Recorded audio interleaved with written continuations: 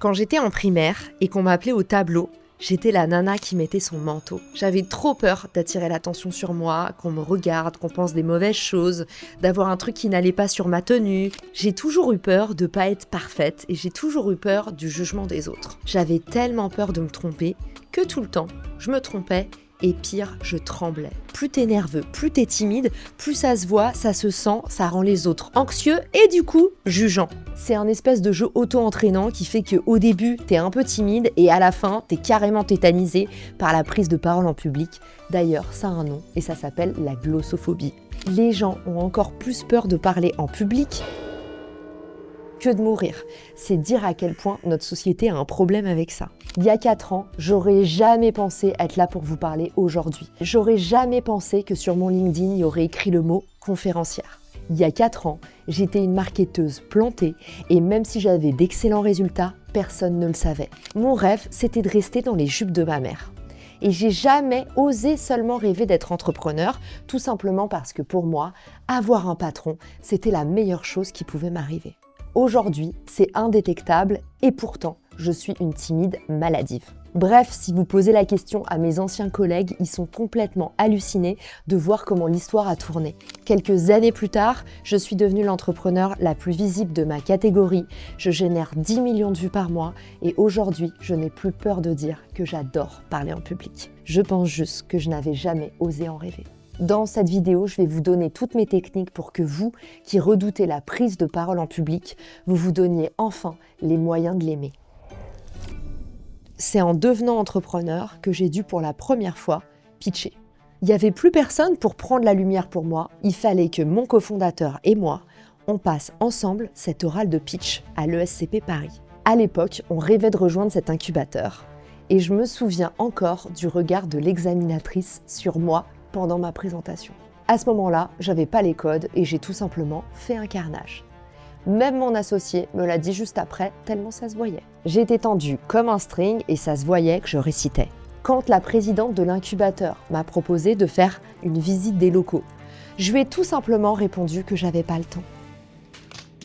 Si je vous donne tous ces conseils sur l'entrepreneuriat, c'est parce que je me suis trompée un paquet de fois. La première chose qui a changé ma vie, c'est de faire de la sophrologie. À ce moment-là, j'ai tout simplement tapé « prise de parole en public » sur Doctolib et je suis tombée sur un hypno qui faisait de la sophro. Il habitait pas loin de chez moi, je suis arrivée chez lui et je lui ai expliqué mon problème. Dès que je sentais l'attention sur moi, mes jambes se mettaient à flageller. Je me souviens encore pendant les présentations des feuilles qui valdinguaient comme ça et qui attiraient toute l'attention qu'aurait dû être sur mon discours. Ma voix tremblait et partait dans les aigus. Je tenais des propos incohérents et je passais du coq à l'âne sans arrêt. Bref, j'avais tous les symptômes aigus de la timidité. Alors ce que m'a dit ce sophrologue, c'est que le corps se maîtrisait avant tout par la respiration.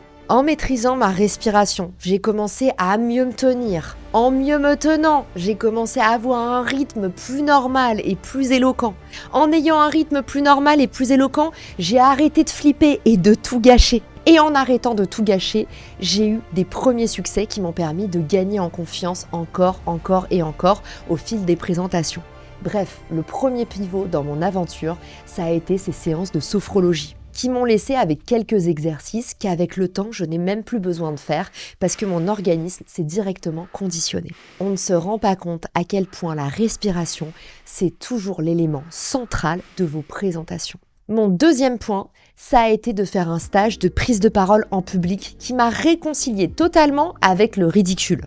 Ma fameuse peur de perdre mon image parfaite. Est-ce que vous avez déjà rêvé, en tant qu'enfant, d'aller à l'école en oubliant de vous habiller? Est-ce que vous avez déjà cauchemardé de manquer les escaliers dans les gradins à la fac? L'histoire de ma vie, c'était de faire une faute monumentale ou de connaître une maladresse en public. En faisant un stage de prise de parole en public, j'ai fait des exercices aussi bêtes que d'être devant 60 personnes avec un stylo au-dessus de la lèvre et de devoir réciter une poésie à l'endroit puis à l'envers.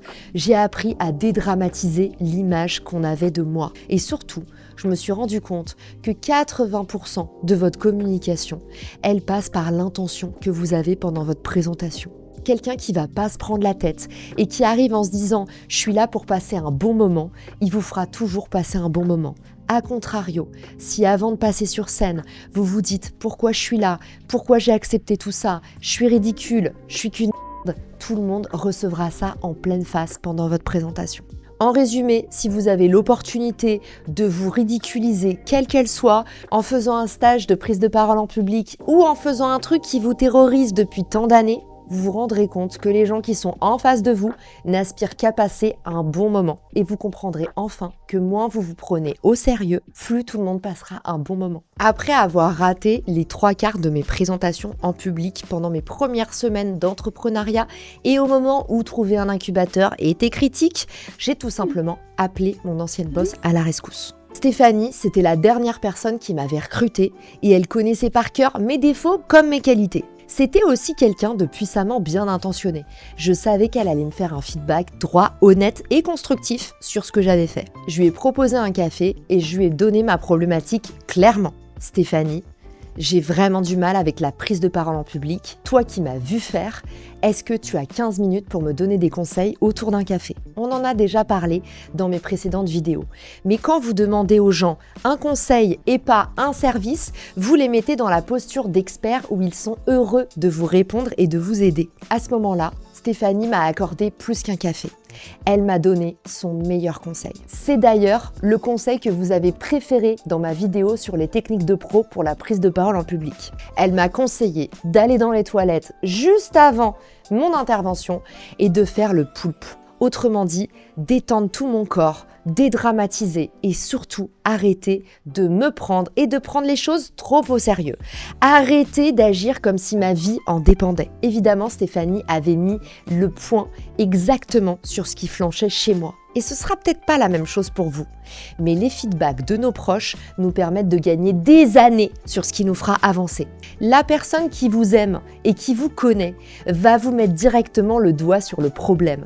C'est la raison pour laquelle aller récolter un maximum de feedback et demander des conseils à des personnes qui savent faire ce que vous voulez faire, c'est vous donner les meilleures chances de réussir pour la suite. C'est aussi les mettre dans la position de cheerleaders. Quand vous dites aux gens sincèrement votre aventure, votre épopée et vos difficultés, ils vont se sentir concernés et redoubler d'efforts pour vous aider. Je peux vous dire que toutes les personnes à qui j'ai confié mes difficultés quand je me suis lancée ont été mes premiers cheerleaders sous toutes mes vidéos, sous tous mes posts, parce qu'elles se sentaient concernées par mes prises de parole. Et ça donne encore plus d'assurance pour la suite. En parlant d'assurance, vous n'allez pas en croire cette transition.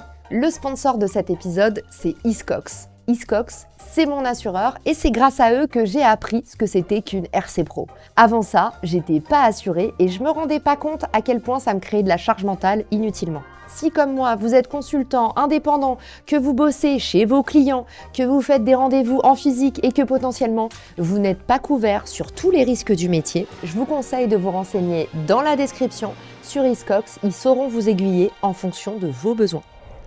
Un de mes amis, champion du monde de freeride en ski, Julien Lopez, m'a dit un truc qui m'a marqué. Julien me disait « Caro, pour progresser en ski, il n'y a pas photo.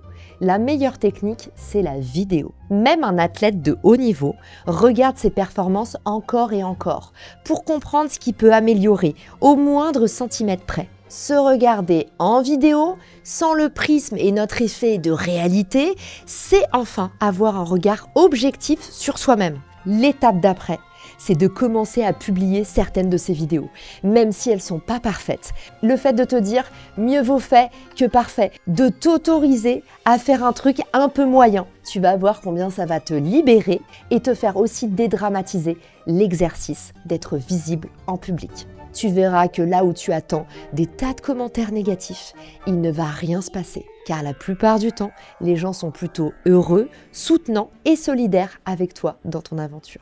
Vous connaissez tous Paul Mirabel.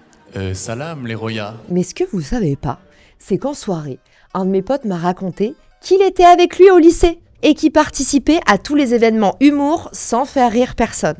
Il y a pas longtemps, en dînant avec ma meilleure amie, elle m'a raconté qu'elle était avec François Civil au cours Florent et que c'était un mec plutôt discret et passe-partout. Bref, il y a un point commun qui relie ces deux-là. C'est qu'ils se sont plantés jusqu'à devenir brillants. Plus on se plante, plus on devient meilleur.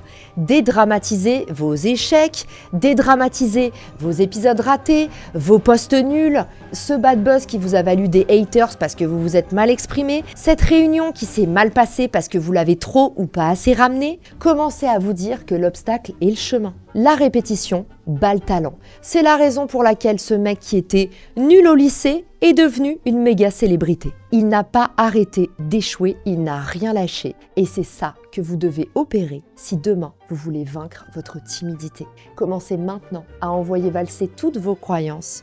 Changez votre identité. Dites-vous qu'à partir de maintenant, vous devenez un orateur hors pair.